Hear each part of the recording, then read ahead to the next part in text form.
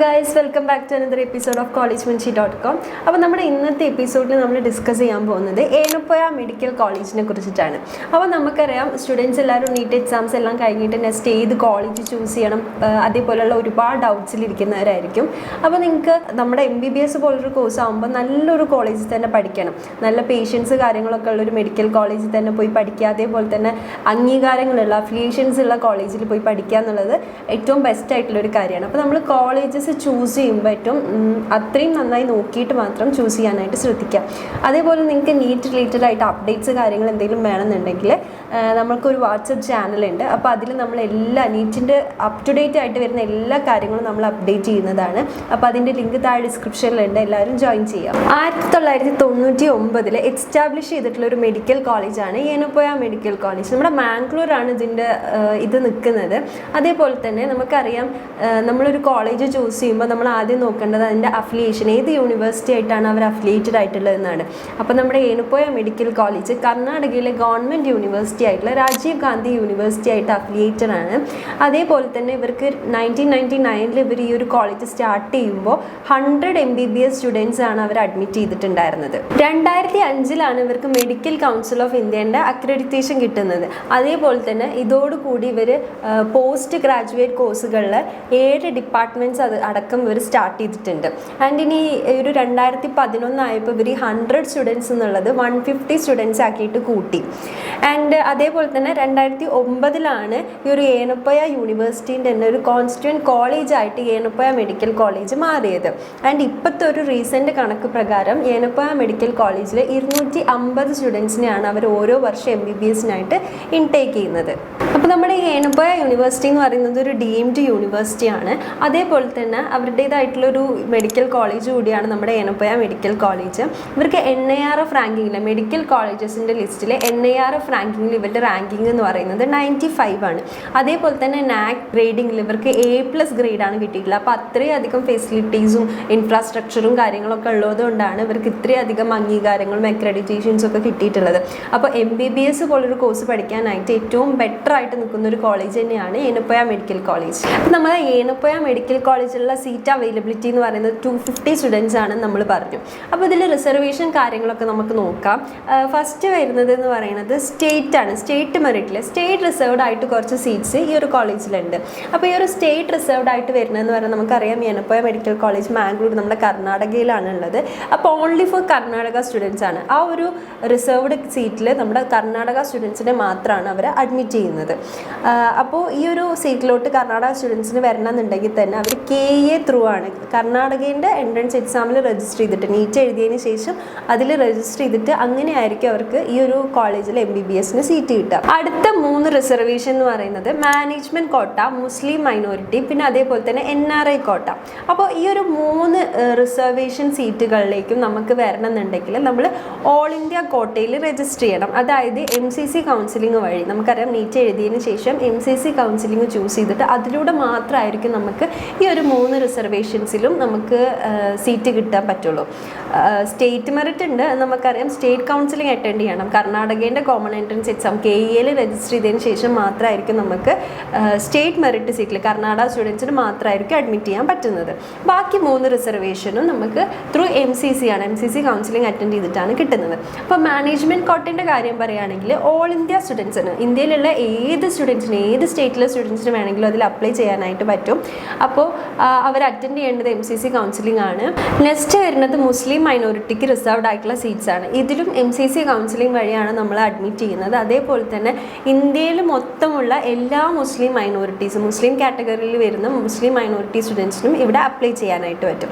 Next വരുന്ന കോട്ടയാണ് NRI കോട്ട. NRI കോട്ടയിൽ ഈ പറഞ്ഞ പോലെ MCC കൗൺസിലിംഗ് വഴി ഓൾ ഇന്ത്യ സ്റ്റുഡൻസിന്, ഇന്ത്യയിലുള്ള എല്ലാ സ്റ്റുഡൻസിനും NRI സ്റ്റുഡൻസിനും അപ്ലൈ ചെയ്യാനായിട്ട് പറ്റും. അപ്പോൾ കഴിഞ്ഞ വർഷം നമ്മുടെ ഈ ഒരു 250 സീറ്റ്സിൽ അവർ എടുത്തിട്ടുള്ള എന്ന് വെച്ചാൽ ഓരോ റിസർവേഷനിൽ അവർ എത്ര സ്റ്റുഡൻസിനെ എടുത്തിട്ടുണ്ടെന്ന് വെച്ചിട്ടുണ്ടെങ്കിൽ സ്റ്റേറ്റ് മെറിറ്റിലാണെങ്കിൽ 37 സ്റ്റുഡൻസ്, മാനേജ്മെൻറ്റ് കോട്ടയിൽ 88, മുസ്ലിം മൈനോറിറ്റി 87, NRI കോട്ടയിൽ 38. അപ്പോൾ ഇങ്ങനെയാണ് ഇതിൻ്റെ 250 സീറ്റ്സ് അവർ റിസർവ്ഡ് കാറ്റഗറിക്കായിട്ട് കൊടുത്തിട്ടുള്ളത്. കഴിഞ്ഞ വർഷത്തെ കാൽക്കുലേഷനാണിത്. അപ്പോൾ ഡീംഡ് യൂണിവേഴ്സിറ്റി ആയതുകൊണ്ട് തന്നെ ഇവിടെ നമ്മൾ പറഞ്ഞു നമുക്ക് കർണാടക കർണാടക സ്റ്റുഡൻസ് ആണെങ്കിൽ KA വഴി, ബാക്കി ഓൾ ഇന്ത്യയിലുള്ള ബാക്കി എല്ലാ സ്റ്റുഡൻസും MCC കൗൺസിലിംഗ് ചൂസ് ചെയ്യണം നമ്മൾ പറഞ്ഞു. അപ്പോൾ ഇങ്ങനെ ചൂസ് ചെയ്യുമ്പോൾ നമ്മൾ അടയ്ക്കേണ്ട എമൗണ്ട് സെക്യൂരിറ്റി ഡെപ്പോസിറ്റ് എന്ന് പറയുന്നത് 2 lakh ആണ്. അപ്പോൾ 2 lakhന് പുറമെ നമ്മൾ രജിസ്ട്രേഷൻ ഫീസായിട്ട് ഒരു 5,000 കൂടി അടയ്ക്കേണ്ടി വരും. അപ്പോൾ ഈ ഒരു 2 lakh നിങ്ങൾക്ക് അടുത്ത വർഷം 2026 മാർച്ച് ആകുമ്പോൾ നിങ്ങൾ ഏത് അക്കൗണ്ടിൽ നിന്നാണോ അടച്ച് ആ അക്കൗണ്ടിലോട്ട് തന്നെ തിരിച്ച് കയറുന്നതാണ്. നിങ്ങൾ അഡ്മിഷൻ എടുത്തിട്ടുണ്ട് എന്നുണ്ടെങ്കിൽ, നിങ്ങൾക്ക് ഈ കോളേജിൽ കിട്ടി, നിങ്ങൾ അഡ്മിഷൻ എടുത്തു എന്നുണ്ടെങ്കിൽ നിങ്ങൾക്ക് ഈ ഒരു എമൗണ്ട് തിരിച്ച് കിട്ടും. ഇനി അതേപോലെ തന്നെ നിങ്ങൾക്ക് അഡ്മിഷൻ ലഭിച്ചു എന്നിട്ട് നിങ്ങൾ വേണ്ട, സീറ്റ് വേണ്ടാന്ന് വെച്ചിട്ട് തിരിച്ചു പോയി, നിങ്ങളൊന്നും ചെയ്തില്ല, ഹയർ ഓപ്ഷൻ ഒന്നും സെലക്ട് ചെയ്തില്ല, അതേപോലെ നിങ്ങൾ തിരിച്ചു പോവുകയാണെന്നുണ്ടെങ്കിൽ നിങ്ങൾക്ക് എന്താണ് ഈ ഒരു 2 lakh rupees നഷ്ടമാവുന്നതാണ്.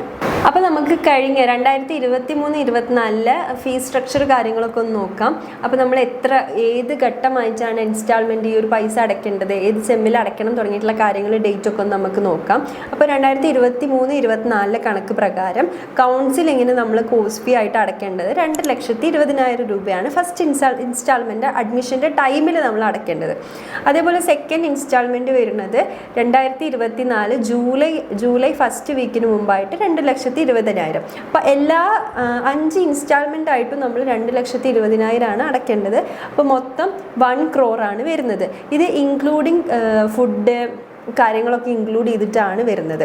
അപ്പോൾ 5 ഇൻസ്റ്റാൾമെൻറ്റുകളായിട്ട് നമ്മൾ ഈ ഒരു പൈസ അടയ്ക്കണം. 1 കോടി രൂപ വരെയാണ് നമുക്ക് ഈ ഒരു ചിലവായിട്ട് വരുന്നത്. ഇതേ സമയം നിങ്ങൾ NRI കോട്ടയിൽ അഡ്മിഷൻ എടുക്കുന്ന ഒരു സ്റ്റുഡൻ്റ് ആണെന്നുണ്ടെങ്കിൽ നിങ്ങൾ ഈ പറഞ്ഞ പോലെ തന്നെ 5 ഇൻസ്റ്റാൾമെൻറ്റുകളിലായിട്ടാണ് നിങ്ങൾ പൈസ അടയ്ക്കേണ്ടത്. ഫസ്റ്റത്തെ 4 ഇൻസ്റ്റാൾമെൻറ്റുകളിലായിട്ട് നിങ്ങൾ അടയ്ക്കേണ്ട എമൗണ്ട് എന്ന് പറയുന്നത് $41,000 ആണ്.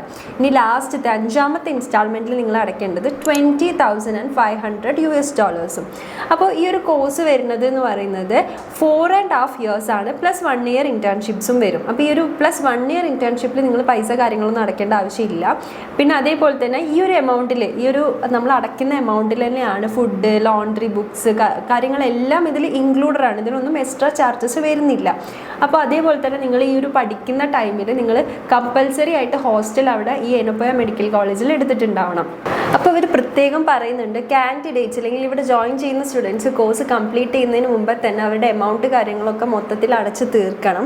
പിന്നെ ജൂലൈ 1 മുന്നേ തന്നെ ഓരോ ഇൻസ്റ്റാൾമെൻറ്റ്, നമ്മൾ പറഞ്ഞ 5 ഇൻസ്റ്റാൾമെൻറ്റ്സ് ഉണ്ട്. അപ്പോൾ ഈ 5 ഇൻസ്റ്റാൾമെൻറ്റ്സ് ഇവർ അടച്ച് തീർക്കണം. അപ്പോൾ NRI കോട്ട സ്റ്റുഡൻസ് ആണെങ്കിൽ നിങ്ങളുടെ ഫീ എപ്പോഴും $US മാത്രമായിരിക്കും കൊടുക്കാനായിട്ട് പറ്റുക. അപ്പോൾ ഇക്കാര്യങ്ങളാണ് നിങ്ങൾ ശ്രദ്ധിക്കേണ്ടത് ഫീസ് അടയ്ക്കുന്ന ടൈമിൽ. അപ്പോൾ MBBSന് നിങ്ങളിവിടെ അഡ്മിഷൻ എടുക്കുമ്പോൾ എന്തൊക്കെ ഡോക്യുമെൻറ്റ്സ് വേണം നമുക്ക് നോക്കാം. അപ്പോൾ ഈ ഡോക്യുമെൻറ്റ്സ് ഒക്കെ നിങ്ങൾ സബ്മിറ്റ് ചെയ്യുന്ന ടൈമിൽ original document plus 3 attested copies ആയിരിക്കും നിങ്ങൾക്ക് വേണ്ടി വരിക. അപ്പോൾ ഫസ്റ്റ് വേണ്ടത് നീറ്റിൻ്റെ UG അലോട്ട്മെൻറ്റ് ലെറ്റർ ആണ്. അപ്പോൾ നമുക്ക് നീറ്റ് വഴി അല്ലെങ്കിൽ നമ്മൾ പറഞ്ഞു നമുക്ക് അഡ്മിഷൻ ഈ ഒരു ഏനപ്പോയ യൂണിവേഴ്സിറ്റിയിൽ എടുക്കണം എന്നുണ്ടെങ്കിൽ MCC കൗൺസിലിംഗ് ത്രൂ നമ്മൾ പോകണം. അപ്പോൾ നമുക്ക് അലോട്ട്മെൻറ്റ് കിട്ടിയെന്നുണ്ടെങ്കിൽ അപ്പോൾ നമുക്കൊരു അലോട്ട്മെൻറ്റ് കാർഡ് നമുക്ക് ഡൗൺലോഡ് ചെയ്യാനായിട്ട് കിട്ടും. അപ്പോൾ അത് നമ്മൾ എടുക്കണം. അതേപോലെ തന്നെ NEET score card and rank letter, പിന്നെ 10th 12th മാർക്ക് കാർഡ്, പിന്നെ TC certificate, conduct certificate, migration certificate, പിന്നെ ഫിസിക്കലി ഫിറ്റ് ആണോ എന്നുള്ളതിൻ്റെ സർട്ടിഫിക്കറ്റ്, ബ്ലഡ് ഗ്രൂപ്പ് സർട്ടിഫിക്കറ്റ്, കാറ്റഗറിയിലാണ് നമ്മൾ കൊടുത്തത് എന്നുണ്ടെങ്കിൽ കാറ്റഗറി സർട്ടിഫിക്കറ്റ് വേണ്ടി വരും. ആധാർ കാർഡിൻ്റെ കോപ്പി, സ്റ്റുഡൻറ്റിൻ്റെ ആധാർ കാർഡിൻ്റെ കോപ്പി, പാൻ കാർഡിൻ്റെ കോപ്പി, അതും പാരൻറ്റിൻ്റെ പാൻ കാർഡിൻ്റെ കോപ്പി വേണം. പിന്നെ നിങ്ങളുടെ വൈറ്റ് ബാക്ക്ഗ്രൗണ്ടിലുള്ള ഒരു റീസെൻ്റ് ആയിട്ടുള്ള ഒരു പാസ്പോർട്ട് സൈസ് ഫോട്ടോഗ്രാഫ് വേണം. അപ്പോൾ അതിലുള്ള സൈസ് കാര്യങ്ങളൊക്കെ അവരതിൽ മെൻഷൻ ചെയ്തിട്ടുണ്ടാവും. അപ്പോൾ ഇതാണ് നോർമലി നമ്മൾ ഓൾ ഇന്ത്യ കോട്ട വഴി നമ്മൾ അഡ്മിഷൻ എടുക്കുമ്പോൾ നമുക്ക് വേണ്ട ഡോക്യുമെൻറ്റ്സ്. ഇനി അങ്ങനെയല്ല നിങ്ങൾ NRI കോട്ട വഴിയാണ് അഡ്മിഷൻ എടുക്കുന്നതെങ്കിൽ ഈ പറഞ്ഞ ഡോക്യുമെൻറ്റ്സ് ഒക്കെ തന്നെ നിങ്ങൾക്ക് വേണം. പ്ലസ് നിങ്ങൾക്ക് അഡീഷണൽ ആയിട്ട് കുറച്ചുകൂടി ഡോക്യുമെൻറ്റ്സ് വേണം. അതായത് നിങ്ങളുടെ പാരൻറ്റിൻ്റെ പാസ്പോർട്ട് കോപ്പി, അല്ലെങ്കിൽ നിങ്ങളുടെ സ്പോൺസർ ആരാണോ ആ സ്പോൺസറിൻ്റെ പാസ്പോർട്ടിൻ്റെ കോപ്പി, പിന്നെ നിങ്ങളുടെ പാരൻറ്റ് അല്ലെങ്കിൽ സ്പോൺസറിൻ്റെ റെസിഡൻറ്റ് സർട്ടിഫിക്കറ്റ്, എംബസി ഏത് കൺട്രിയിലാണോ ഉള്ളത് ആ കൺട്രീൻ്റെ എംബസി ഇഷ്യൂ ചെയ്തിട്ടുള്ള റെസിഡൻറ്റ് സർട്ടിഫിക്കറ്റ്, പിന്നെ വിസേൻ്റെ സർട്ടിഫിക്കറ്റ് കൊടുക്കുക. അപ്പോൾ ആ വിസേൻ്റെ സർട്ടിഫിക്കറ്റിൽ നിങ്ങളുടെ എംപ്ലോയ്മെൻറ്റ്, പാരൻറ്റ് അല്ലെങ്കിൽ സ്പോൺസറിൻ്റെ എംപ്ലോയ്മെൻറ്റ് രജിസ്റ്റർ ചെയ്തിട്ടില്ല എന്നുണ്ടെങ്കിൽ എംപ്ലോയ്മെൻറ്റ് സർട്ടിഫിക്കറ്റിൻ്റെ കോപ്പി വേണം. പിന്നെ ഇൻകം ടാക്സ് ഡോക്യുമെൻറ്റ്സ് വേണം. അപ്പോൾ ഇത്തരം കാര്യങ്ങളാണ് NRI കോട്ടയിൽ നിങ്ങൾ കൊടുക്കുമ്പോൾ നിങ്ങൾ കയ്യിൽ കരുതേണ്ട ഡോക്യുമെൻറ്റ്സ്. അപ്പോൾ ഏനപ്പോയ മെഡിക്കൽ കോളേജ് കോളേജിൽ അഡ്മിഷൻ എടുക്കാൻ ആഗ്രഹിക്കുന്ന സ്റ്റുഡൻ്റ് ആണ് നിങ്ങളെങ്കിൽ നിങ്ങൾ ഈ പറഞ്ഞ ഡോക്യുമെൻറ്റ്സ് ഒക്കെ ഫസ്റ്റ് തന്നെ റെഡിയാക്കി വെക്കുക. പിന്നെ ഓൾ ഇന്ത്യ കോട്ട വഴി MCC കൗൺസിലിംഗ് ആണ് നിങ്ങൾ ചൂസ് ചെയ്യേണ്ടത്. അതുവഴി നിങ്ങൾ അപ്ലൈ ചെയ്യാനായിട്ട് നോക്കുക. പിന്നെ മാനേജ്മെൻറ്റ് കോട്ടയുണ്ട്.